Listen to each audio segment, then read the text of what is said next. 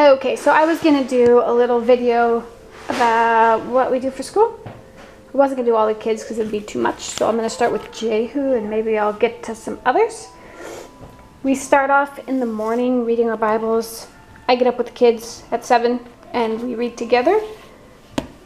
And after Bible reading, around 7:30, they switch to literature reading and they read until 8 o'clock. So in the morning, basically from 7 to 8, it makes getting out of bed less traumatic because you basically get up, stumble to the couch, curl up in a blanket, Jill makes tea. Life's not that bad. So I really enjoy that. We've had that ever since the kids were little. It's like one of my favorite family cultures, I guess. It's like you get up, you read. For literature, I have Jael and Jehu right now go through these literature guides. They pick which one they want to do, and then I'll pick up the book at the library. They read them both, and then they go on to the next one. I don't have them write anything. They don't have to fill out any questions.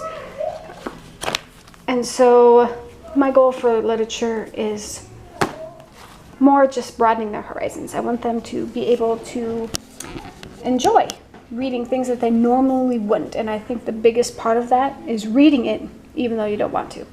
So we push through. Some they don't like, some they end up really liking. For instance, Jay, who loved Fahrenheit 451, went and checked out everything else by Ray Bradbury, which I suppose is to be expected. What was less expected is when Gideon liked Les Mis when he was like 11. So yeah, I just like them to be exposed to a wide variety of things, and I also think it helps cultivate their recreational reading. Just the more hard things you read, the more you enjoy hard things. It just elevates their tastes. So around 8 o'clock is when I do breakfast. The little kids get up. We start with saying the Lord's Prayer together. And when they've all settled in and are stuffing their faces, I will read them a poem. Last year we did this, and it was just a perfect introduction, overview. Just lots of good things in there, and lots of things that the kids ended up liking.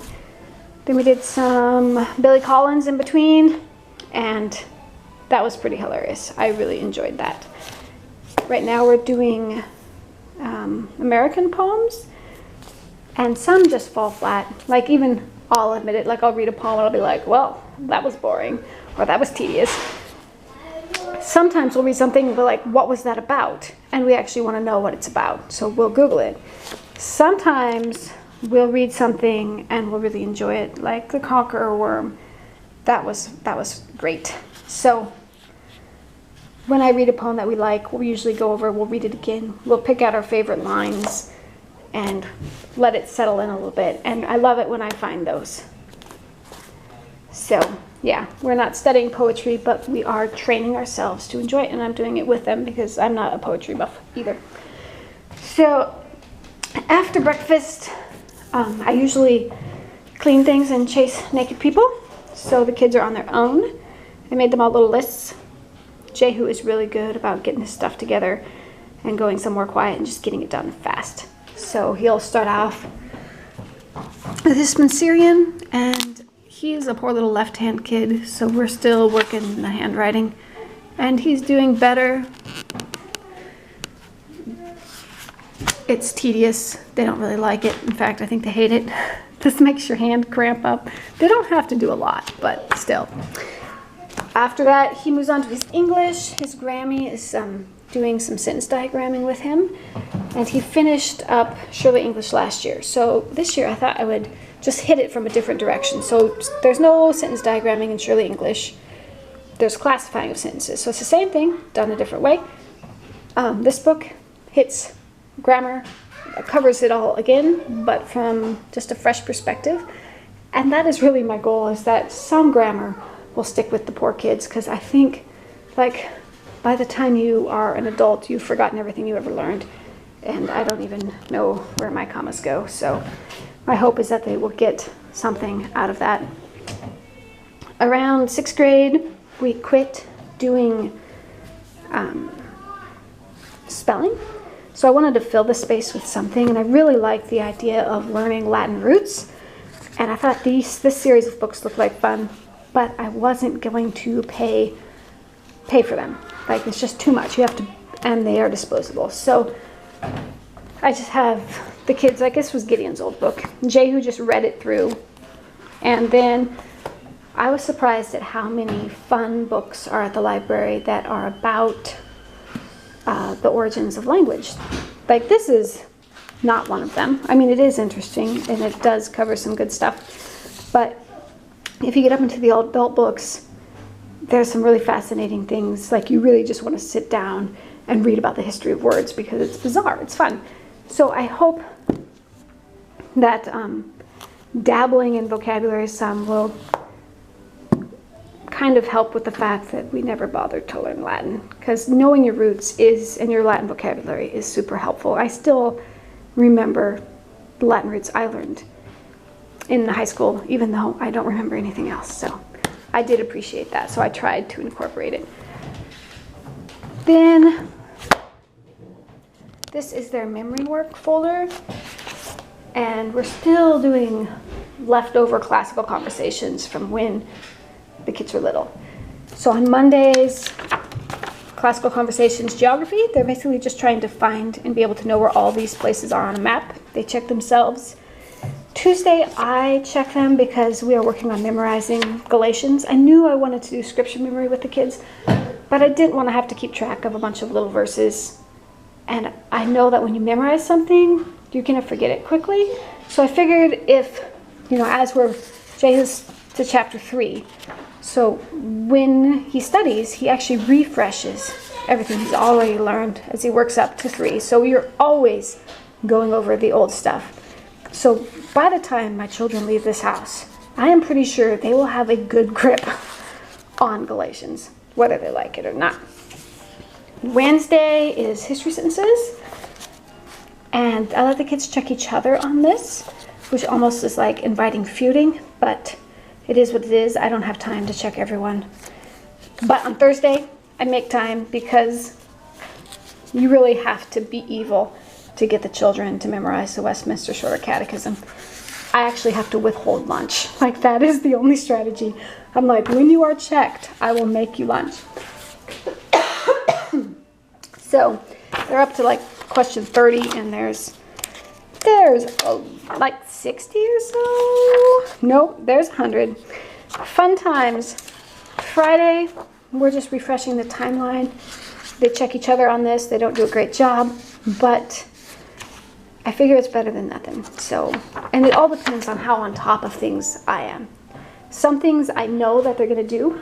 Some things I know that they're going to be slack on. So when I'm up to snuff, these are the things that I'm like, did you do this? Other days, things are crazy, and we kind of let go what goes. Around 11:30, no, 11, Gideon gets home from school. He takes a couple classes. No, he takes 4 classes at a little private school. It's only 15 minutes away. So he comes home for lunch. We do our table time. And everybody knows table time, I'm sure, and the idea of a morning basket. I've just really streamlined it. I'm not going to do read alouds. I'm not going to do... it's one of those things where you like cultivate it to your tastes over time. And what I am like slowly narrowing it down to is I want to read my personal books out loud with the children. So whatever I am excited to read next, that's the next book I'm going to pick to read out loud with the kids. And I just enjoy the opportunity to read it and then discuss it with them. So while I'm doing that, they do some more CC stuff. They have your maps. They work on hand drawing it. Every time it's different. And often there's like explosions and continents missing and swastikas in South America. Like all the wars gone wrong. So they have fun. I hope they're also learning geography while they do that. The books that we've read the last book we read was Being Christian by Jim Wilson. Before that, we read Yoo-Hoo by Rachel Jankovic. And that was just an excellent book to read with teens. It's all about like deciphering the philosophies that creep into everyday lingo. Like, just where did that idea come from? Is it a biblical idea? Like, we were in the checkout at the coffee shop and my cup said something self-actualizing on it, and the kids in the back were like, hey, look, it's existentialism. So that's my goal. I want them to be able to unravel how things are packaged. And this book I just saw at the library, and I was in need of a book, so I grabbed it, and it's not really relevant because like the first half is to mothers, but then it really gets into the nuts and bolts. So here's a whole chapter on linguistic theft, which was really good. There's stuff in humanism, Marxism, feminism, self-help, like all the things, and then how they're disguised and packaged in everyday life. So I like to do that kind of stuff with my kids. When we are done with that, we do prayer requests, and then I pray, and then one of the kids takes a turn praying, so that I like to be able to put them on the spot. After this is about 11:30 when this is over, and Jehu is usually done with his other stuff, so then he has some free time to do on the computer. So like, he likes art, so he's been working on developing some things that he doesn't have, like how to draw the human body. I'm not even sure, so he's working on some tutorials. He also likes to do PragerU. Oversimplified is a real favorite. The Smarter Every Day and the Bible Project. So those are all kind of things that they'll watch. So also do some typing or some web math drills to keep up on their times and division. So when that's over, lunchtime, I like to, again, I like to link things to meals because it just helps structure your day. So lunchtime we get together, we sing the Gloria Patri. We will alternate between doing character card and an art study. So one of my friends bought me about 60 of these prints when the library was closing them out, and they actually come with online like little bios and art studies. So I'll read that and Wikipedia it if they have questions, or if we are curious, we'll follow whatever rabbit trails we can find until we've exhausted our interest in whatever piece of art that was. And some are definitely more interesting than others. They all start as kind of like a blank, like, I don't know what that is, or who did that, or why. But the moment you delve into it, you start asking 100 questions. And I think the prime example of that was the Peacock Room with James McNeill Whistler, which was totally bizarre. That was a giant rabbit hole, and we thoroughly enjoyed it. So that's what we do at lunch. After lunch, I used to put the kids outside to get some fresh air, but now they are taking a math class at the public school, so it really works well. They're able to get out, they go on their bicycle, rain or shine, bike 15 minutes, they take their math class, they have to put on actual clothes to do this, they come home, and I have no idea what's in here or what they're doing. It's great. I love this. And then they're ready to settle down for like our bulk afternoon reading. So they read for at least an hour, and then they journal for about 30 minutes. So it ends at 3:30. So we alternate between science and history. And I just check out books. Someday I do a terrible job keeping track, but some books I do remember. Like this one is one that I enjoyed because it had that nice fine line between being too much information, being too boring, and being too hard, combined with being actually really succinct, well illustrated, and like helpful. It's just, and it's a hard book. Like all these books, like the one on money, I can hardly wrap my mind around it. So I was really impressed with these. So we're working through those. Before, I think he just went through this little, like, this is what I like. I like the fact that ever since they were little, they're hitting the same concepts through different books over and over. So they're getting it from different ways. And I feel like that helps them remember perhaps better than taking a test on it, doing a worksheet. Like, that's just no way to live. So we just read it over and over, different books. We combine it with creation stuff. I do not, even though we're creationists, we're not the kind of people who are scared of evolution books. So we read it all. And I really feel that there's so many compelling arguments for creation when you read them, when you find the holes. It really helps you take the other things much more with an open mind. So when they tell you that whales are cows who decided to go swimming, you're not going to swallow it hook, line, and sinker. You're going to, actually think critically about it. So I do like them getting stuff from both sides. Right now, Jehu is reading this book by Gordon Wilson that came with The Right and the Dance when we ordered it, but it also came with 4 bonus biology lectures. So he is watching those and reading this, and while he watches, he doodles or diagrams. Like Jael, I think, was doing the parts of a cell last time I saw her, and Jehu was doing sponges. So history, they write for history. Science, they mess around, but they're usually like weak little journal entries. Jehu will usually get out of doing a journal entry by trying to say that my book is too big.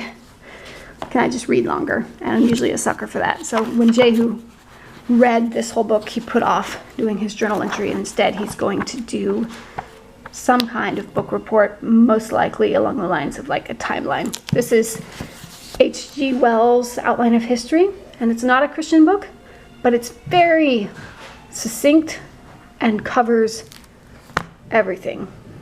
So I do like to have them read books that are older so that they have more of a perspective, I guess. They're not so bounded by modernity. Here's another timeline book. Jehu also read this. In between reading their actual stuff, they're actually always reading a ton of fun history books because I keep so many of them laying around, so they just can't help themselves. Then at dinner time, that's when we force ourselves to talk about it because we are not people who like to talk at dinner. So it's really a forced affair. So we sit around the table. I ask them what they read about. I ask for dates. I try to model it by thinking back over my day. What was the exciting thing I learned? What podcast did I listen to? What do I want to share? And then I try to draw them along. Some people are more gabby than others. For instance, Jael and Rahab, they will not shut up. They're pretty vocal. So we kind of have trying to force a table culture on people who are not very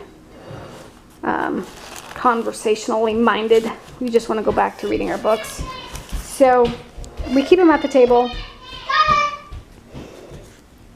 And I keep these Bible trivia cards there, so until they're excused, they can go through these and quiz each other. And that's actually been this is something I'll keep doing and I keep adding to. And I think to probably round it out is basically their free time reading, because they do a lot of that. And like I said, I feel like reading helps with your writing, it helps with your spelling. It helps you just recognize what good writing is and what it sounds like. And so having space in our home to read, I feel, is very valuable. Like, we don't have a TV competing for that. We are at home. We're not running around. They don't have huge social lives. And that's what I really feel is like the benefit of homeschooling, is that you can be home. You do have the leisure to enjoy a book. You're not always struggling to do your homework. So we do lead a pretty easy life here. What helps balance the fact that we're all a bunch of bookworms is that I make them do sports. So Jehu is taking soccer right now. He does that spring, fall, and winter, and then he also does tennis. We've also done some golf in the past, but The idea is that they're doing things, they're getting exercise, they're put in high stress situations. They are rubbing shoulders with other guys. They're under a coach. They're getting yelled at. I feel it's just really healthy. So even though Mark and I are not big sports fans, we just recognize that it's a good discipline. So we make them do it, even though Jehu would rather conserve energy and stay home. So, yeah, that's pretty much summed it up.